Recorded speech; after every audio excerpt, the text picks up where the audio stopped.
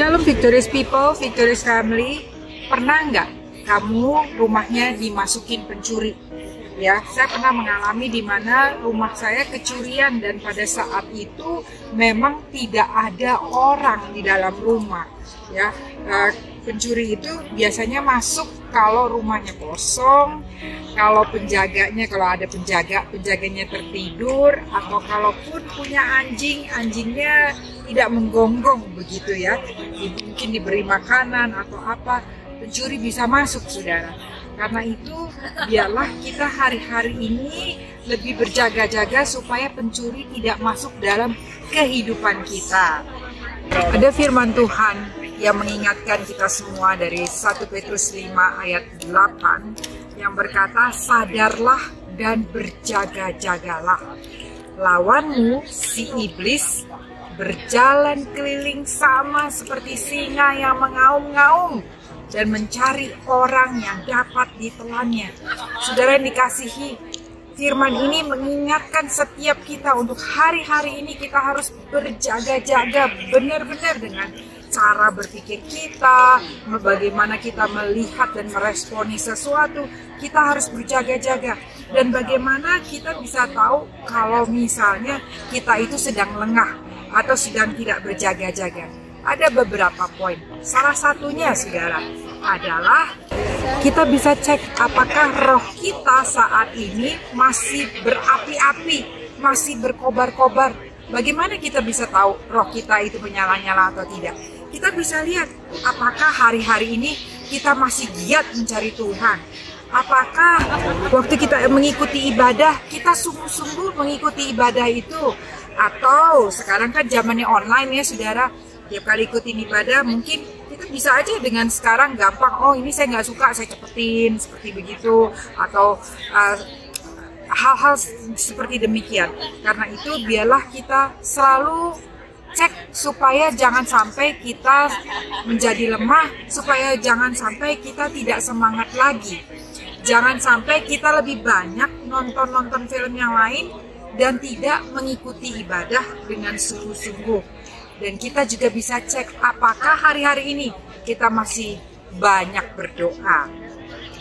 Jadi saudara, jangan biarkan rumah itu kosong kalau nggak pencuri masuk. Jadi jangan sampai rumah kehidupan kita kosong ya. Harus berkobar-kobar semangat sama Tuhan. Dan sama seperti yang tadi saya bilang, penjaga kalau rumah itu tidak dijaga ya, atau penjaganya katakan punya rutinitas ya, maling itu, pencuri itu akan melihat, wah di penjaganya ganti shiftnya jam berapa atau ngapain aja, itu sudah dilihat sebelumnya, saudara. Jadi dalam kehidupan kita jangan sampai rutinitas itu menjadi sesuatu yang rutin aja.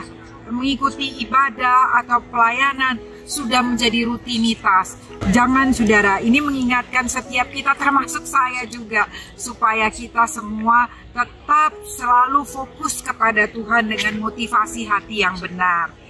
Dan selain itu, kalau rumah katakan ada penjaganya bukan orang, mungkin anjing ya, anjing itu pencuri juga akan melihat. Ini kalau misalnya rumah ini ada anjing, supaya anjingnya tidak gonggong, maka dikasih makanan atau kesukaan apa yang anjing itu mau. Dalam kehidupan kita, iblis itu kan dikatakan berkeliling seperti singa mengaum-ngaum, mencari kelemahan kita. Jadi saudara, kita juga harus hati-hati, jangan mudah tergoda. Kalau kita tidak melekat atau banyak berendam di dalam hadirat Tuhan, maka keinginan-keinginan atau daya tarik dunia akan bisa lebih tinggi daripada daya tarik kehendak Allah. Jadi kita juga harus berhati-hati. Dan juga saudara, supaya pencuri itu tidak masuk, kita jangan buka celah. Kalau di dalam rumah ada celah-celah yang gampang pencuri masuk, ya gampang mereka masuk ke dalam rumah. Sama dalam kehidupan kita, kalau ada celah kepahitan, kemarahan, kekecewaan, tidak bisa mengampuni, itu celah untuk pencuri, iblis masuk dan bermain-main dalam kehidupan kita. Karena itu pintu harus dijaga rapat-rapat dari segala hal-hal yang tidak berkenan. Untuk itu kita harus datang kepada Tuhan. Karena pencuri itu memang, iblis itu memang jahat sekali, saudara. Dan firman Tuhan mengatakan, Yohanes 10 ayat 10, pencuri itu datang untuk mencuri, untuk membunuh dan membinasakan. Tetapi aku, Tuhan, datang supaya mereka mempunyai hidup dan hidup dalam segala kelimpahan. Karena itu, saudara, biarlah kita selalu melekat. Bagaimana caranya? Beberapa hal yang perlu setiap kita perhatikan, yaitu kita harus cek ya, supaya rumah itu dijaga, ditutup pintunya ya, dengan baik. Sama dengan cek hati kita, firman Tuhan katakan, jagalah hatimu dengan segala kewaspadaan, karena dari situlah terpancar kehidupanmu. Karena itu, saudara, jaga hati dari segala hal-hal yang tidak baik, tunduk kepada kehendak Allah. Yakobus 4 ayat 7 berkata, karena itu tunduklah kepada Allah dan lawanlah iblis, maka ia akan lari daripadamu. Apa hubungannya tunduk kepada Allah dan melawan iblis? Saudara bisa renungkan, saya renungkan apa ya hubungannya, tapi ternyata, saudara, waktu kita tunduk dan taat kepada kehendak Allah, itu kita sedang melakukan caranya Tuhan, dengan melakukan strateginya Tuhan, jalan-jalannya Tuhan, dan Tuhan sendiri yang akan melindungi, Tuhan sendiri yang akan berperkara. Sama seperti apa yang terjadi waktu Tuhan menyuruh Yosua ya menghancurkan tembok Yeriko. Kayaknya nggak masuk akal, bukannya diserang tapi disuruh keliling 7 kali gitu loh, saudara. Seperti di dalam rumah tangga juga begitu. Kalau ada pertikaian, firman Tuhan mengatakan jangan balas kejahatan dengan kejahatan. Kalau saudara dijahatin, jangan balas adu jahat lagi, tetapi sebaliknya, kalahkanlah kejahatan itu dengan kebaikan.